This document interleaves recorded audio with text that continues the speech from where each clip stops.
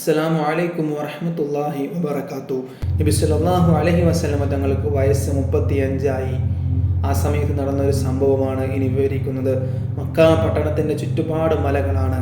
മഴ പെയ്താൽ ഉടനെ വെള്ളപ്പൊക്കമുണ്ടാകും. കഅബാലയം വളരെ താഴ്ന്നൊരു പ്രദേശത്താണ്. പട്ടണത്തിലെ വെള്ളപ്പൊക്കം ഏറെ ശല്യം ചെയ്യുന്നത് ഈ മന്ദിരത്തെയാണ്. അന്നത്തെ കഅബാലയത്തിൻ്റെ രൂപം എങ്ങനെയായിരുന്നുവെന്നത് കേൾക്കണ്ടേ. വെറും 4 ചുവരുകൾ, മേൽക്കൂരയില്ല. ചുവരുകൾക്കാണെങ്കിൽ ഒരാളുടെ ഉയരമേ ഉള്ളൂ. ഇതാണ് അന്നത്തെ കെട്ടിടം. മഴ പെയ്യുമ്പോൾ വെള്ളപ്പൊക്കത്തിൽ പെടും. അങ്ങനെ ചുവരുകൾക്ക് വിള്ളൽ വന്നു. കഅബാലയത്തിനടുത്തേക്ക് വെള്ളം കുതിച്ചൊഴുകി വരുന്നത് തടയാൻ കുറേ ആളുകൾ ചേർന്നൊരു ബണ്ട് കെട്ടി. അതിന് കുറേ ധനം ചെലവായി. ബണ്ട് കാണാനും അഭിപ്രായം പറയാനും ധാരാളം ആളുകൾ വന്നു. ശക്തമായ വെള്ളപ്പൊക്കമുണ്ടായപ്പോൾ ബണ്ട് പൊളിഞ്ഞുപോയി. കഅബ വെള്ളത്തിൽ തന്നെ. പുറം നാട്ടുകാരൊക്കെ വരുമ്പോൾ കഅബയെ ഇങ്ങനെ കാണുന്നത് വലിയ കുറച്ചിലായി. ഇതൊന്ന് പുതുക്കി പണിയണം. കഅബയുടെ പുതുക്കിപ്പണിക്ക് ശുദ്ധമായ ധനം വേണം. ഹലാലായ പണം തന്നെ വേണം. പലിശ പണം പാടില്ല. ചൂഷണത്തിലൂടെ നേടിയ പണം പാടില്ല. തട്ടിപ്പറിച്ച പണവും പാടില്ല. ശുദ്ധമായ പണം ശേഖരിച്ചു. പഴയ കെട്ടിടം പൊളിക്കണം. കെട്ടിടമെന്ന് പറഞ്ഞില്ലേ 4 ചുവരുകൾ. എന്നിട്ട് പുതിയ ചുവരുകൾ പണിയണം. മേൽക്കൂരയും പണിയണം. കെട്ടിടത്തിന് ഉയരം കൂട്ടണം. അക്കാലത്ത് പുറം നാട്ടിൽ നിന്ന് വന്നൊരു കപ്പൽ ജിദ്ദ തുറമുഖത്ത് വെച്ച് തകർന്നു. ഖുറൈശികൾ ആ കപ്പലിൻ്റെ പലകകൾ വിലക്ക് വാങ്ങി.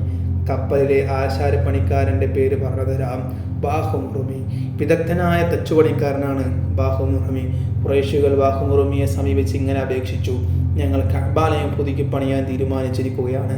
പൊളിഞ്ഞ കപ്പലിൻ്റെ പലകകൾ വിലക്ക് വാങ്ങിയിട്ടുണ്ട്. പുതുക്കി പണിയുന്ന ചുമതല താങ്കളെ ഏൽപ്പിക്കുവാൻ ഞങ്ങൾ ആഗ്രഹിക്കുന്നു. ലോക പ്രസിദ്ധമായ ദേവാലയം പുതുക്കിപ്പണിയാനുള്ള ക്ഷണം അദ്ദേഹം സ്വീകരിച്ചു. ചുവര് പൊളിക്കാനുള്ള സമയമായി. ഖുറൈശി ഗോത്രത്തിലെ എല്ലാ തറവാട്ടുകാരും ഈ പുണ്യകർമ്മത്തിൽ പങ്കെടുക്കുവാൻ തീരുമാനിച്ചു. കെട്ടിടത്തിൻ്റെ ഭാഗങ്ങൾ പല കുടുംബങ്ങൾക്കായി ഭാഗിച്ചു കൊടുത്തു. അങ്ങനെ ആദരവോടെ ചുവരുകൾ പൊളിച്ചു തുടങ്ങി. കഅബാലയം പുതുക്കി പണിയാൻ വേണ്ടി നബി സല്ലല്ലാഹു അലൈഹി വസല്ലം തങ്ങളും കല്ല് ചുമക്കുകയുണ്ടായി. ചുവര് ഉയർന്നു വന്നു. ഹജറുൽ അസ്വദ് വയ്ക്കേണ്ട സ്ഥലമെത്തി. ആരാണ് ഹജറുൽ അസ്വദ് വെക്കുക? അതിനുള്ള അവകാശം ആർക്കാണ്? തറവാട്ടുകാർ തമ്മിൽ തർക്കമായി. വാക്കേറ്റം കയ്യാകളിയിലേക്ക് കടന്നു. ഒരു രക്തച്ചൊരിച്ചിലിൻ്റെ വക്കിലെത്തി. ഈ അവസ്ഥ കണ്ട് പലരും ദുഃഖിച്ചു. എന്തായാലും ഹജറുൽ അസ്വദ് വെക്കുന്നതിൻ്റെ പേരിൽ ഒരു യുദ്ധം പാടില്ല. പക്ഷേ എന്തു വഴി? രക്തച്ചൊരിച്ചിൽ ഒഴിവാക്കാൻ എന്ത് വഴി? വൃദ്ധനായ ഒരു നേതാവ് മുമ്പോട്ട് വന്നു. എല്ലാവരും ആദരിക്കുന്ന ഒരാൾ, ജനങ്ങൾക്കിടയിൽ സ്വാധീനമുള്ള നേതാവ് അബൂ ഉമയ്യ ഹുദൈഫത്ത് ബിൻ മുഗീറ. അദ്ദേഹം ഗോത്രക്കാരോട് വിളിച്ചു പറഞ്ഞു: രക്തച്ചൊരിച്ചിൽ ഒഴിവാക്കൂ. ഞാനൊരു പരിഹാരമാർഗം പറയട്ടെ. എല്ലാവരും തർക്കം മതിയാക്കി അദ്ദേഹത്തെ ശ്രദ്ധിച്ചു. മസ്ജിദുൽ ഹറമിലേക്ക് ആദ്യമായി കടന്നു വരുന്ന ആളെ നമുക്ക് വിധികർത്താവായി നിയോഗിക്കാം. എല്ലാവരും അത് അംഗീകരിച്ചു. അങ്ങനെ അവർ കാത്തിരുന്നു.